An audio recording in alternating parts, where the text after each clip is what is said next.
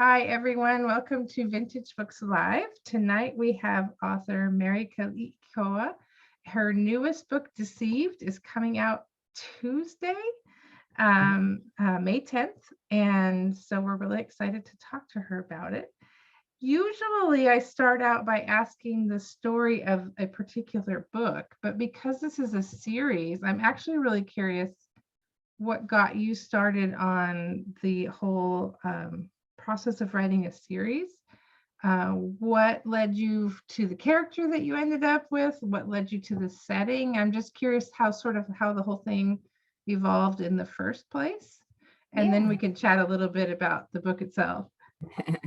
Okay, well, I started actually writing this series in 1999. And at the time, I had been working in the legal field and I was reading lots of mystery books. I was, in particular, Sue Grafton. I'm a huge fan of Sue Grafton and Mary Clark and J.A. Jance and Faye Kellerman, who all write series, except for Mary Clark is so much. But so I was reading a lot of series in particular.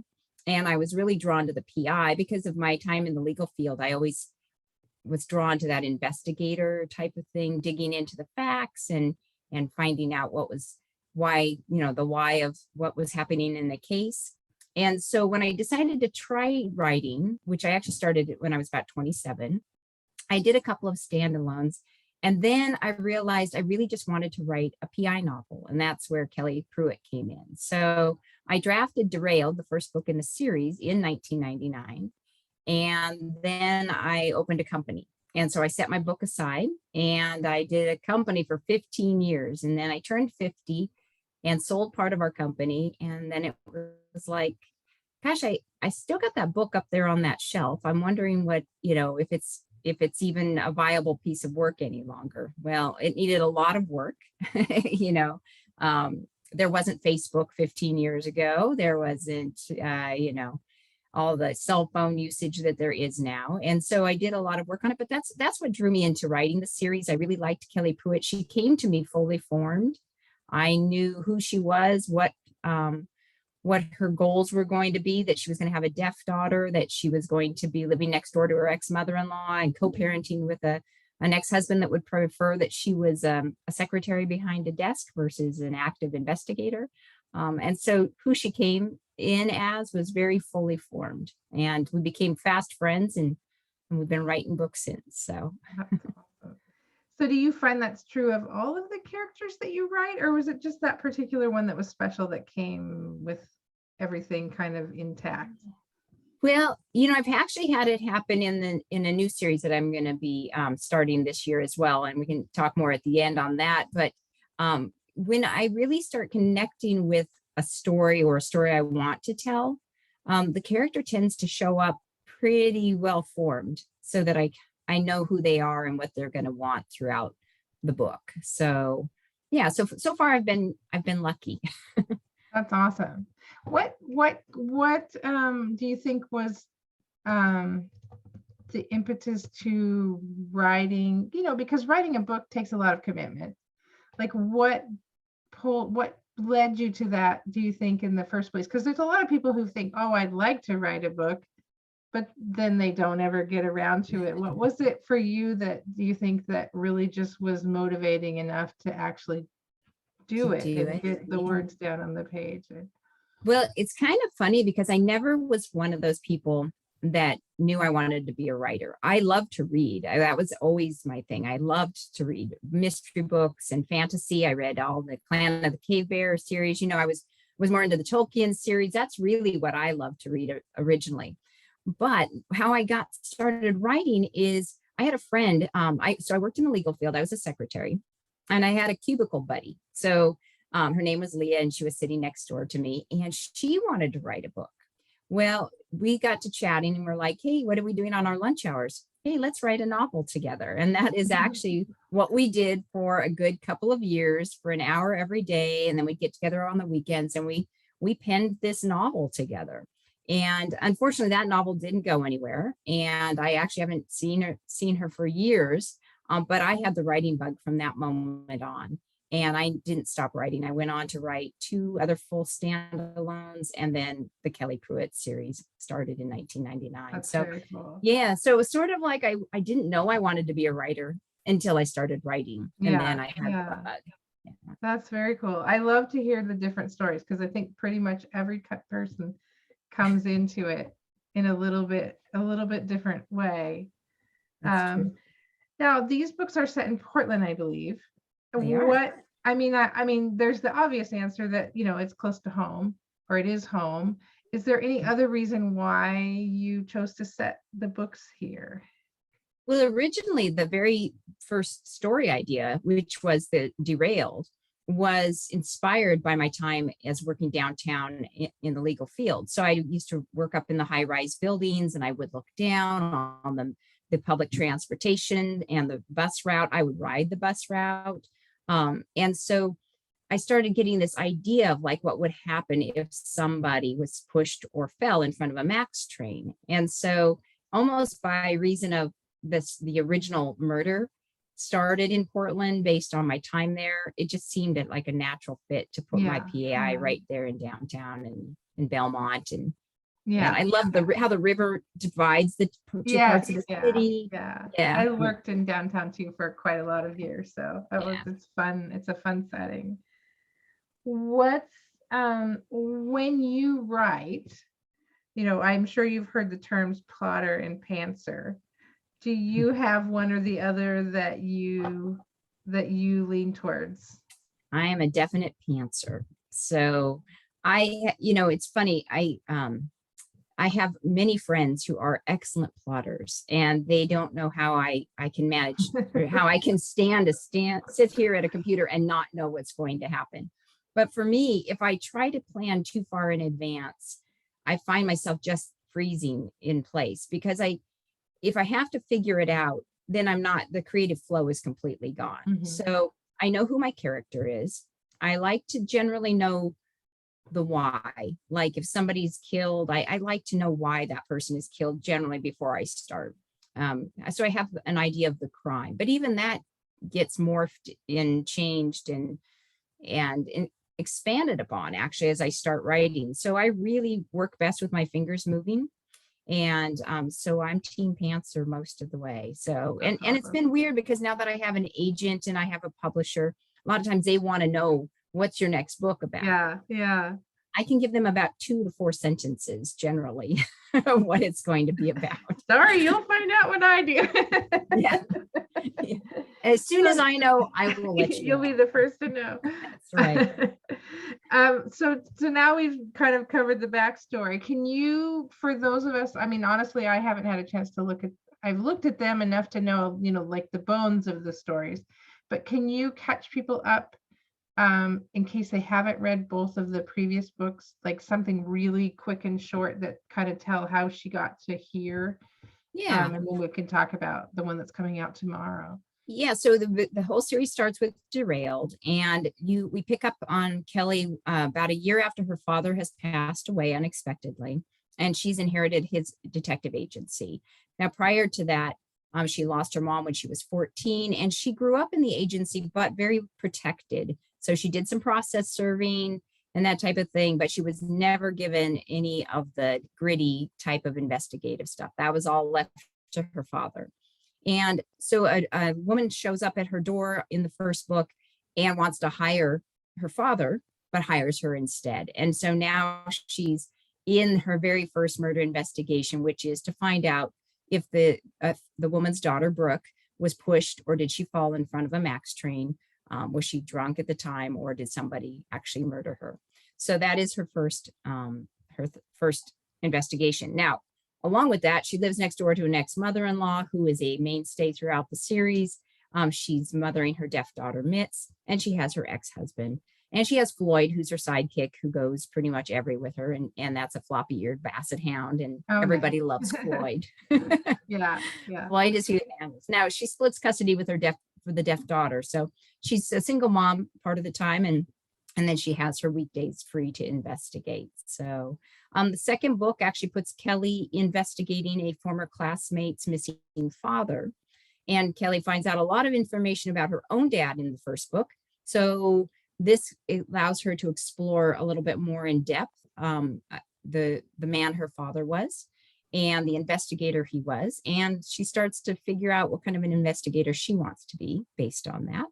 And then we have Deceived, which brings her into a homeless women's shelter. And that takes on, like, I think, all these, the PI and the police procedurals, I think one of the reasons that I like them is just because they're always interesting and twisty, but like they get solved at the end too. And I think that there's a certain amount of comfort to that. But I think it's interesting too that you also have the opportunity to bring in, like some other stuff that's not easily solved. And I thought it was really interesting that you brought up a really, really timeless or timely issue in the newest book. And I just wondered, was there a personal, like, sort of impetus to that, or was it just kind of, based on what's going on in the news in the last few years, or what It was a caused little that to be some of the main part of the story? setting. Yeah. Well, there's a couple of things, in a series character, of course, we're always working to move the main character through an arc of growth and healing, right? For my character. I mean, she did lose her mom at a young age and that type of thing. And she lost her father, and she's really trying to find her place in the world of balancing being a mother and as a career. So when I decided to set it in the women's homeless shelter, it wasn't so much a statement on the homeless situation that's happening now.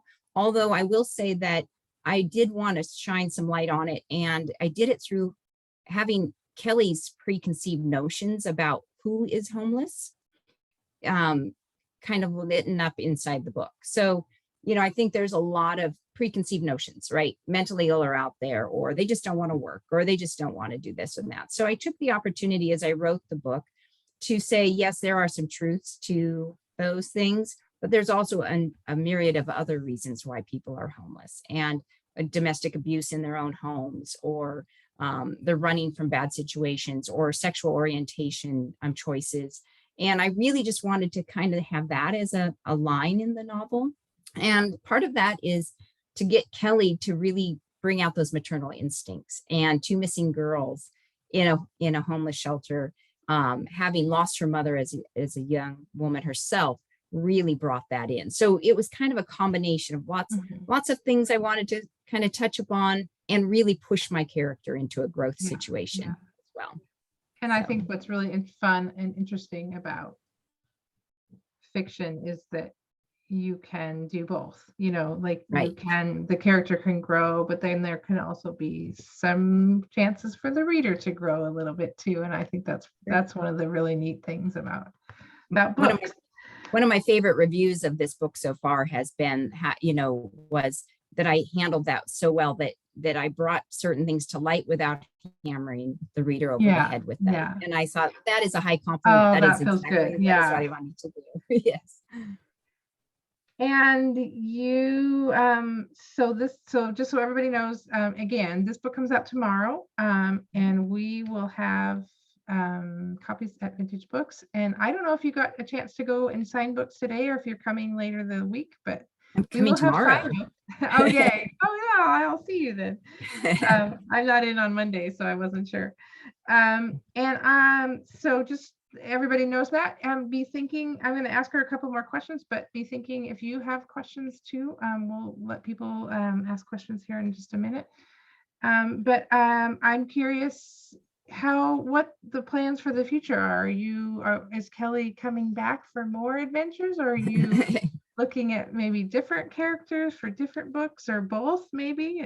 Yeah, a little bit of both, I think. For now, Kelly, I really had always known that Kelly had a 3-book arc, that I planned it specifically that she'd start in a particular place and that she would end in a particular place. The great thing about PIs, however, is they can always come back. There is always a case to be solved. And I have several more in my arsenal. Damaged and Destroyed are 2 additional books that are kind of out there in my brain, and that I've just been sort of putting ideas on. That said, I do have a brand new series starting with a male character, a small town sheriff set at the Oregon coast, and it's launches in September, Oh, and with nice. another publisher. Yeah. And I grew up down at the Oregon coast. I'm a Portland girl, but my dad was a fisherman. And so we grew up down in the Hammond Basin area, the Fort Stevens State Park area. Oh, And very so, nice. yeah, so Yeah. that's always been kind of my heart down there. And so I was really excited to write that particular series. And I love that it's a male character. He's a Portland homicide detective turned small town sheriff. And so anyway, so that one is starting in September. So Is the that answer one to the that question, go ahead. you can, okay, are you at a point yet where you can share titles or anything like that yet, or is not quite yet? Yeah. No, Hidden Pieces is the title. Yeah. Okay. And it's called A Misty Pines Mystery. So you don't know that it's the Hammond, Hannah Beach seaside area because I took some liberties with locations, but I have named it Misty Pines, but it is the Oregon coast. Oh, that's awesome. So yeah, September 13th. Yay. Well, we will definitely be excited about that one. I'm looking forward to it. So Kelly's taking a slight pause as I launch that. She's taking a break. So. That's not a bad thing though. I think it gives you a chance to kind of percolate other ideas because yeah, I think the beauty of the PI character is that you could do another trilogy, she could be at a different point in her life and getting to a different place. And so Mitz, her daughter, might want to help be an investigator, right, with her. So yeah, she'll be like, no. Get her a little older. Yeah, exactly. Yeah. So we are at the point in the interview where we would love for people to pop in with questions if you would like. You are welcome to turn on your cameras. Just remember that we are recording so that you just want to make everybody aware of that. You can also type a message in the chat if you wanted to ask a question that way. And while we're waiting to see if anybody has questions, do you have any books that you've read in the last few weeks or months or are looking forward to coming out in the next few weeks that you would recommend to people? Oh my gosh. Well, I read pretty broadly and I'm actually judging right now for two contests. So I can't really talk about those particular ones, but they are taking up a lot of my time. But I will tell you that in the last year, just in the last 6 months, Emmeline Duncan, her brand new one, Double Shot Death, of course. I love Emmeline. A Fiance's Guide to First Wives and Murder by Diane Freeman. She's historical mystery and she's a friend, but she just writes a fabulous character, Frances Wynn. Should Grace Fall by Priscilla Patton is another one that I've been reading. And Like a Sister by Kelly Garrett. That one's fairly new. It was out in March. And that's also very good. So that's Kelly Garrett has a new book? Kelly Garrett with a different Garrett. Kelly with an E at the end. Yes, she's, I call her New Jersey. I'm like, wait, I didn't know that. All right. And what was the a Fiance's Guide to First Wives and Murder? She writes a whole series of it. She wrote, her first one was a Lady's Guide to Etiquette and Murder. And yeah, and her new one is coming out, A Bride's Guide to Murder and something. And it comes out June 28th, I believe. I can't remember the last name. Yeah. She just writes a fun, it's a cozy historical. Yeah. It's a kick. Yeah, she's really good. That's very neat. Well, Pat's popped in and said that she didn't have any questions and that she loves your books. Oh, thank you, Pat. Appreciate that. And I don't see anybody else popping in with questions. So I think that does it for us for tonight. All right. Thank you so much for joining us. And just reminding everybody there will be signed copies of the new book in the store tomorrow. So yes, and I'm bringing some cookies too. So. Oh, hey. All right. Thank you so much. Thanks for having me. Have a good night.